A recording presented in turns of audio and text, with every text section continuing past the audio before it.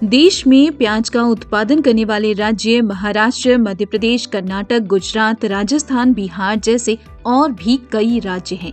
प्याज की शानदार पैदावार से किसान को बढ़िया मुनाफा होता है, लेकिन साल भर बाजार में बिकने वाली प्याज की फसल पर कई तरह के कीट और रोग हमला करते हैं, जिससे इसके उत्पादन पर बुरा असर पड़ता है।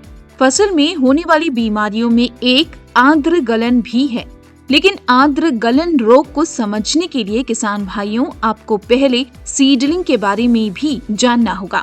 प्याज के बीज की बुआई के कुछ दिन बाद निकलने वाले अंकुर को ही सीडलिंग कहा जाता है। आर्द्र गलन यानी डैम्पिंग ऑफ सीडलिंग में ही होने वाला एक मिट्टी जनित कवक रोग है। जब ये रोग पौधे में फैलता है तो वो मुरझाने लगता है। ये रोग पौधों को ट्रांसप्लांट यानी पौध स्थानांतरण करने के बाद भी फैलता है।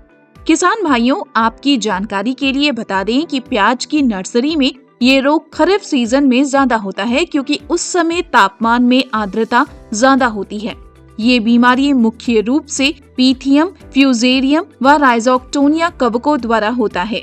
प्याज की नर्सरी में ये रोग 2 अवस्था में होता है। पहले आर्द्र गलन अवस्था में बीज में अंकुर निकलने से पहले ही बीज सड़ने के कारण अंकुरित नहीं हो पाते और बीज जमीन में ही मर जाता है। वहीं प्याज की नर्सरी में पौधे के मिट्टी से उभरने के बाद पोस्ट इमरजेंसी डैम्पिंग ऑफ होता है। इसमें मूसला जड़ या जड़ों के नरम हो जाने की वजह से पौधे गिर जाते हैं। 8 सोलानी द्वारा पौधों में संक्रमण होने से जमीनी स्तर पर पानी से भीगा धसा हुआ घाव हो जाता है, जिससे पौधे गिर जाते हैं। बीज अंकुरण के 10 से 15 दिन बाद जब पौधे जमीन की सतह से ऊपर निकलकर आने लगते हैं तो इस रोग का प्रकोप दिखाई देने लगता है। पौधे के जमीन की सतह पर लगे हुए स्थान पर सड़न दिखाई देती है और पौधे बीमारी की वजह से खत्म हो जाते हैं। लेकिन किसान भाई, हम आर्द्र गलन रोग को अपनी प्याज की नर्सरी में फैलने से भी बचा सकते हैं। किसान भाइयों, प्याज की नर्सरी के लिए हमेशा स्वस्थ बीज का चुनाव करें और सही बीज दर का उपयोग करें। प्याज के पौधे में पानी का प्रयोग कम करना चाहिए या नर्सरी में बहुत हल्की सिंचाई करनी चाहिए। भारी सिंचाई करने से डंपिंग ऑफ की संभावना बढ़ जाएगी। खरीफ के मौसम में नर्सरी की क्यारियों को जमीन की सतह से ऊंचा बनाना चाहिए ताकि पानी एक स्थान पर जमा ना हो पाए। उपचारित बीजों को उठी हुई क्यारियों या पंक्तियों में 7 से 10 सेंटीमीटर की दूरी पर छिड़काव या बिखराव की विधि से बोना चाहिए। प्याज की नर्सरी में डंपिंग की बीमारी से पहले से ही मुरझाए या सड़े हुए पौधों को बचाने का कोई इलाज नहीं है।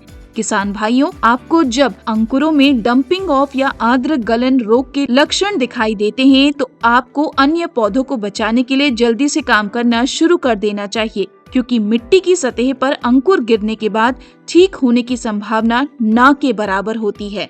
हालांकि आप इस रोग से पीड़ित पौधों को अलग करके अन्य पौधों में फैलने से रोक सकते हैं। अगर इस तरह किसान भाई इस रोग को कंट्रोल नहीं कर सकते तो वो जैविक नियंत्रण का तरीका अपनाएं। ट्राइकोडर्मा और सूडोमोनास 10 ग्राम प्रति किलो बीज दर के साथ बीज नर्सरी उपचार करें। किसान भाइयों को नर्सरी बेड को ट्राइकोडर्मा विरिडी और सूडोमोनास फ्लोरेसेंस के 5 ग्राम प्रति लीटर पानी के घोल से 15 दिन के अंतराल पर भिगोना चाहिए। पौधे की रुपाई के समय नर्सरी को उसी घोल से उपचारित करें। प्याज को खेत में लगाने से पहले 8 से 10 दिनों के लिए 100 किलोग्राम FYM यानी गोबर की खाद के साथ ट्राइकोडर्मा विरिडी और सूडोमोनास फ्लोरेसेंस दोनों का 1.5 किलोग्राम इनपुट मिलाएं और मिश्रण को छोड़ दें और मुख्य खेत में रुपाई से पहले इस मिश्रण का छिड़काव करना चाहिए। Chemical control. बुवाई करने से पहले बीज को थायरम या कैप्टन 2.5 ग्राम या कार्बेंडाजिम 12% को मैंकोजेब 63% WP 2.5 ग्राम प्रति किलोग्राम बीज की दर से उपचारित कर लें। नर्सरी बेड को उपचारित करने के 3 तरीके हैं। पहला, नर्सरी बेड को COC और M45 2 ग्राम प्रति लीटर पानी में किसान भाइयों को भिगोकर उपचारित करना चाहिए। दूसरा, मेटालेक्सल 4% को मैंकोजेब 64% 2 ग्राम प्रति DL से उपचारित करें। तीसरा, कार्बेंडाजिम 12% को मैंकोजेब 63% WP 2 ग्राम प्रति लीटर में भिगोकर उपचारित करें। किसान भाइयों, अगर हम रुपाई के बाद खेत में डैम्पिंग ऑफ के लक्षण देखते हैं तो जैव और रसायनों का उपयोग निर्धारित मात्रा के अनुसार करके इन्हें कंट्रोल कर सकते हैं। ऐसे में किसान भाइयों, आपसे जानते हैं कि आर्द्र गलन रोग से प्याज की नर्सरी को बचाने की पूरी जानकारी आपको कैसी लगी, हमें कमेंट कर जरूर बताएं। अगर आपको ये जानकारी अच्छी लगी तो जल्दी से हमारी YouTube चैनल को सब्सक्राइब करें, रिंग बेल को दबाएं और इसी तरह की जानकारी पाते रहें।